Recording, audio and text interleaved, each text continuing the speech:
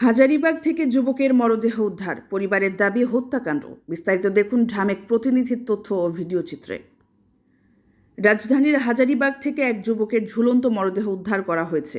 গতকাল বৃহস্পতিবার বিকেল 4টার দিকে এই ঘটনাটি ঘটে। তবে নিহতের পরিবারের দাবি এটি পরিকল্পিত হত্যাকাণ্ড। মরদেহ উদ্ধার করে প্রথমে স্থানীয় একটি হাসপাতালে নেওয়া হয়।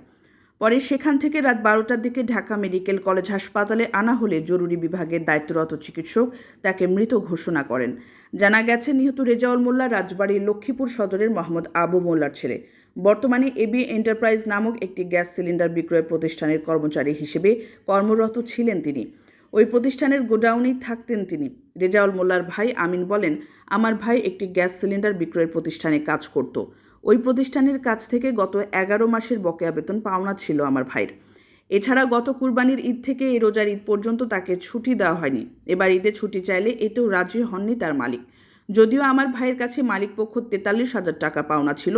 যদি প্রতি মাসে ওর বেতন 12,000 টাকা ধরা হয়, তাহলে 11 মাসে বকেয়া বেতন দাঁড়ায় 1,32,000 টাকা। বকেয়া পাওনার হিসেবে ওই প্রতিষ্ঠানের মালিক আমার ভাইয়ের কাছ থেকে পাওনা টাকা কেটে নেওয়ার পরেও আরও বেশ কিছু টাকা আমার ভাইয়ের পাওনা থাকে।